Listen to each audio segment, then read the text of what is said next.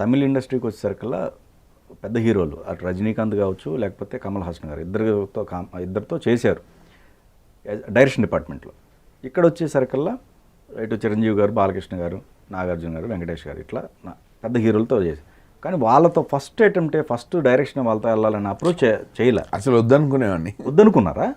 కారణం అంటే ఫస్టే ఇమేజ్ని హ్యాండిల్ చేయాలా, కథని హ్యాండిల్ చేస్తానా అని నాకు తెలియకుండా నేను వెళ్ళకూడదు అనుకున్నాను. అంత జడ్జిమెంట్ ఉండేది అప్పుడే మీకు?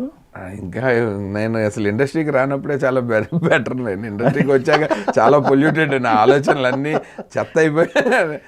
చాలా ఆర్గానిక్గా ఉండేవాడిని సినిమా గురించి. నేను ఇండస్ట్రీకి రాకముందు నా నోట్స్లోనే చాలా విషయాలు రాసుకునేవాడిని. ఇప్పటికీ అందులో సగం ప్రాక్టీస్ చేసిన తెలుగు ఇండస్ట్రీ హాలీవుడ్ లాగా ఉంటుంది, అలాంటి రాసుకునేవాడిని. ఎందుకంటే నాకు అసలు first of all artist body లాంగ్వేజ్ని బట్టే స్క్రీన్ ప్లే రాయాలని నేను కాలేజీలో ఉన్నప్పుడు అనుకుంటే పరుచూరి వెంకటేశ్వరరావు గారు నాకు అదే చెప్పారు. అది ఎలా రాయాలో నేర్పించారు ఆయన. అంటే సీన్స్ ఇప్పుడు నేను నా ఇష్టం వచ్చిన కథ రాసుకోవచ్చు, కానీ సీన్స్ ఎప్పుడైనా చేసేవాడిని బట్టి రాయాలి. ఎవడు ప్రాక్టీస్ చేస్తున్నాడు ఇప్పుడు? ఊరికే డైరెక్టర్ స్క్రీన్ ప్లే అని పేరేసుకుంటే సరి. ఎంగేజింగ్గా ఆ హీరోతోనూ ఆ హీరోయిన్తోనూ కథ ఎలా చెప్తున్నాము అని కనుక మనం డిసైడ్ చేస్తే మనం స్క్రీన్ ప్లేని వేసుకోవాలి. అందుకే నేను చాలా సినిమాలకి స్క్రీన్ ప్లే కూడా ఇచ్చేస్తాను. ఎందుకంటే నేను చెప్పుండను, సగం సీన్లు నేను చెప్పుండను. ఆ రైటర్ చెప్పుకున్నప్పుడు నేను తీసుకున్నప్పుడు స్క్రీన్ ప్లేలో ఆయన్ని కూడా భాగస్వామ్యం చేయాలి కదా, న్యాయంగా అయితే చేయాలి. అండ్ ఐ ప్రిఫర్, నేను ఇంగ్లీష్ ఫిల్మ్స్ లాగా ఎవరి పని వాళ్ళు చేయటాన్ని ప్రిఫర్ చేస్తాను. మనసంతా నువ్వే సినిమా తర్వాత మీకు మంచి ఆపర్చునిటీస్ కొన్ని వచ్చిన వాటిల్లో బ్యాలెన్స్ చేయలేకపోయారా అనుకోవాలా? లేకపోతే బ్యాలెన్స్ చేయలేకపోవడం ఏం లేదు సార్. మనకి అప్పటికే ఇండస్ట్రీ గురించి బాగా తెలుసు. సక్సెస్ ఉంటే వస్తారు, అడ్వాన్స్ రూపంలో మీ దగ్గరకు వచ్చిన వాళ్ళు డబ్బులు అసలు మామూలు కాదు. అసలు ఒక జీవితంలో చూడలేనంత లిక్విడ్ క్యాష్ చూసాను. అదే ఎలా మేనేజ్ చేశారు మరి? ఎవరికి ఏం లేదు, అందరికీ పేర్లు రాసుకుని చంద్ర బ్రదర్స్ బ్యాగ్లో తీసుకెళ్ళి సినిమా చేసినప్పుడు తీసుకుంటానని ఇచ్చేసి వచ్చేసాం. తిరిగి రిటర్న్ ఇచ్చారా మళ్ళీ? అందరికి ఇచ్చారు. ఆల్మోస్ట్ ఒక 5-6 తప్ప. వాళ్ళందరూ పెద్ద ప్రొడ్యూసర్లు. వాళ్ళు అంటే వాళ్ళు అడగటానికే నాకు భయం వేసే లెవెల్ ప్రొడ్యూసర్లు వాళ్ళు.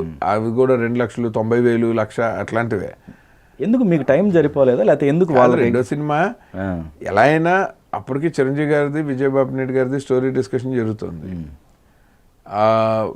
నేను వీరి పట్ల రెగ్యులర్గా కూర్చున్నాం. ఒక 1 year దాదాపు దాని మీద కూర్చున్నాం. సో ఈలోపేమో శ్రీరామ్ సినిమా చేయాలి ఉదయకిరణ్తో అన్న ప్రెషరు. సో అది చేయాల్సి వచ్చింది. చిరంజీవి గారిది ఎలాగో టైం ఉంది, అప్పటికే ఇంద్ర స్టార్ట్ అయింది.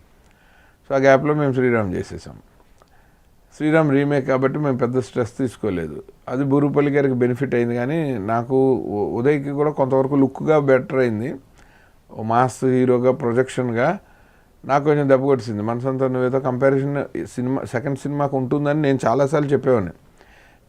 నా రెండో సినిమా ఎప్పుడూ ఆ సినిమాని బీట్ చేయలేదని చెప్పేవాడిని. మళ్ళీ వేరే ఏదో ఒక సినిమా బీట్ చేయాలి తప్ప కొన్ని రోజుల తర్వాత. ఆ ఇమ్మీడియట్ సినిమా అయితే ఎప్పుడూ బీట్ చేయలేదని చెప్పేవాడిని. ఈవెన్ సంతోషం తర్వాత సంబరం తీసి మన మిత్రుడు దశరథ్ గారు చాలా క్లోజ్ ఫ్రెండ్. నేనే బాధపడ్డాను, ఎందుకు లవ్ స్టోరీ చేయకుండా ఉంటే సంతోషం అలా ఉండిపోతుంది. వెంటనే లవ్ స్టోరీ అయితే ఇంకా ఎక్కువ కంపేర్ చేస్తారు. నేను అందుకని యాక్షన్ సినిమా చేశాను. కంపారిజన్ తగ్గుతుంది, జానర్ మారేసరికి కొంత బెటర్ అవుతుంది. సో అలా నేను డైరెక్టర్గా సేవ్ చేసుకున్నాను. నేను ఆ జానర్ చేంజ్ చేసి. సో అందుకే మళ్ళీ నేను కొంచెం లవ్ అండ్ ఎమోషన్స్ తోటి వెళ్తే మళ్ళీ యాక్సెప్ట్ చేస్తారు. ఇప్పుడు శ్రీరామ్ తీసే టైంకి ఆ సినిమా రిఫ్లెక్షనేనా మీకు ఈ అడ్వాన్స్లు మళ్ళీ తిరిగి ఇవ్వటం లాంటిది కాదా? రిఫ్లెక్షన్ ఏం లేదు. బిఫోరే నేను అసలు మనసంతోనే తర్వాత కొన్ని రోజులు ఏం పని చేయలేదండి. ఆనందనగర్లో ఫ్రెండ్స్తో కూర్చొని కమ్యూనిటీ హాల్లో టీటీ ఆడుకునేవాడిని. మా ఇంట్లో నిన్ను ఎవడు పిలవట్లేదా అనేవాళ్ళు మా ఫాదర్. అంత పెద్ద ఇట్టి ఇచ్చాక అలా ఖాళీగా తిరుగుతున్నాను ఏంటని. ఎవరికి దగ్గర నేను నా రూపాయి ఉంచుకోలేదు, నేను ఏమీ కొనుక్కోలేదు. అంటే మనసంతా నువ్వే తర్వాత వచ్చిన డబ్బులతో నేను ఒక ఇల్లు కొనేసుకుని, ఒక పొలం కొనేసుకుని, ఒక కారు కొనేసుకుని ఏం చేయలేదు. నా జాబ్ నేను చేసే 60,000 నా రెమ్యూనరేషన్ మనసంతా నువ్వేకి ఈ రోజుకి. నేను ఒక ఉద్యోగంలో చేశా, బయటకు వచ్చేసా. దాని మీద లాభమైనా నష్టమైనా అది నిర్మాతది, నాకెందుకు అనుకుని 60,000 ఎన్ని రోజులు వస్తాయి? అందులో ఇంత పెద్ద ఫ్యామిలీ, మనం అప్పటికే డైరెక్టర్గా పేరు, కొంతమైనా మెయింటెనెన్స్ మారుతుంది కదా, చుట్టూరా ఫ్రెండ్స్. సో సో న్యాచురల్లీ ఒక కాస్ట్లీ లైఫ్ స్టైల్ తెలియకుండానే ఎంటర్ అయిపోయాం పేరు మూలంగా. రైట్. కానీ అలానే ఎప్పుడు బియాండ్ ద లెవెల్ వెళ్ళి ఫాల్స్ బిల్డప్లు అసలు ఎప్పుడు చేయలేదు. నాకు అది ఇవాళకి ఇష్టం ఉండదు. సో న్యాచురల్గా నాది చాలా మినిమల్ లైఫ్ స్టైల్ ఫస్ట్ నుంచి, అందుకని నాకు పెద్ద ఇంట్రెస్ట్ లేదు. అంటే మీకు ఒక రకంగా చెప్పాలంటే ఆ నలుగురిలో నాగార్జున గారు హెల్ప్ అయ్యారు మీకు. మీరు పెద్ద హెల్ప్. నేను ఇప్పటికీ అదే అంటాను, మనసంతా నువ్వే. తర్వాత నన్ను లేకపోతే ఇండస్ట్రీలో నేను లేను. ఆ తర్వాత ఏది శ్రీరామ్ తర్వాత శ్రీరామ్ ఏమి ఫ్లాప్ కాదు. 36 సెంటర్లు అందరూ మీరు కానీ డిస్ట్రిబ్యూటర్లను అడిగితే చెప్తారు. ఇంకా అక్కడి నుంచి ఇండస్ట్రీని నమ్మటం మానేసా నేను. Industry talks are scripted. Comparison చేస్తుంటారు. అసలు అయినా కూడా ఇండస్ట్రీ చచ్చినా ఒప్పుకోదండి. అదే ఇప్పుడు కాదు, మీరు దిల్ రాజు గారు హిట్ ఇచ్చినా ఒప్పుకోదు, గీతా ఆర్ట్స్ హిట్ ఇచ్చినా ఒప్పుకోదు, అల్లు అర్జున్ హిట్ ఇస్తే ఒప్పుకోదు, మహేష్ బాబు హిట్ ఇచ్చినా ఒప్పుకోదు. పబ్లిక్ వాళ్ళకంటే కనీసం ఫ్యాన్స్ ఉంటారు, మనకు ఫ్యాన్స్ బేస్ ఉండదు కదా. సో న్యాచురల్లీ మన గురించి ఎవడైనా నెగిటివ్గా చెప్తే నమ్మేటట్టు ఉంటుంది, ఎందుకంటే ఫ్యాన్ బేస్ లేదు కదా. ఏ డైరెక్టర్కి ఉంటుంది, ఎక్సెప్ట్ ఇవ్వాలంటే రాజమౌళి గారికి. బట్ అసలు ఆ టైంలో ఎవరికీ లేదు. అందరూ మోరార్లెస్ ఒక హిట్ కొడితే టాపు, కొట్టకపోతే అంతే ఫ్లాప్. అలా ఉన్న నాకౌట్ సిస్టంలోకి వచ్చేసాం మేము అందరం 2000 తర్వాత. నాకౌట్ అయినప్పుడు మళ్ళీ opportunities Rao. So how we behave and how we maintain hour cells in the industry is our sustainable career అనమాట. తర్వాత బాస్ మళ్ళీ నెక్స్ట్ ఆయన మళ్ళీ మనసు మాట వినదు.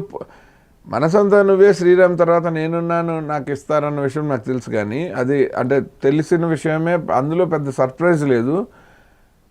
కానీ నేనున్నాను హిట్ అయినా కూడా మనసు మాట వినదు లాంటి ఫ్లాప్ తర్వాత బాస్ ఇవ్వటం గొప్ప. నాకు ఎప్పుడు ఆ రిగార్డ్స్ ఎక్కువ.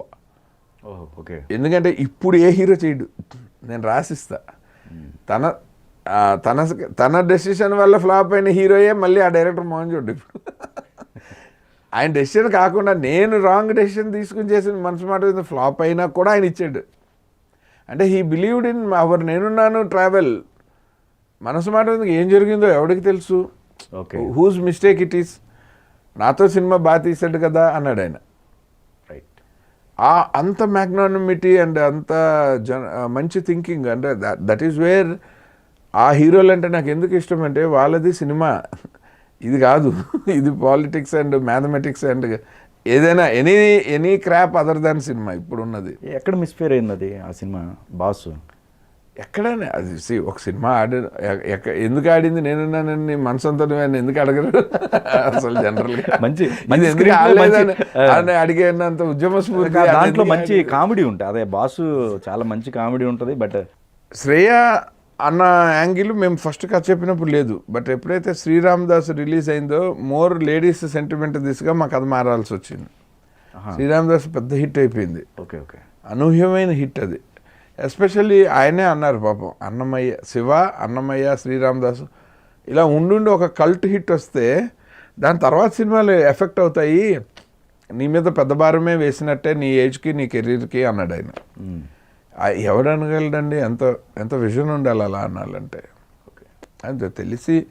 బట్ కానీ ఏంటంటే అయినా ఏదో ఒక ఎమోషన్ వర్కౌట్ అవుతుంది. నాగార్జున గారు ఏడిస్తే ఆడవాళ్ళు ఏడుస్తారన్న ఒక చిన్న ఒక క్యాలిక్యులేటెడ్ మిస్టేక్ అని చెప్పాలి. అది ఎవరిని బ్లేమ్ చేయకూడదు, తప్పదు. ఒక ఫిల్మ్ మేకింగ్లో ఎస్పెషల్లీ అయ్యాక అలా చేశారు అంటే మరి అవ్వకముందు నువ్వేం చేసావని నేనే అడుగుతా. అలా నన్ను కూడా అడగచ్చు కదా.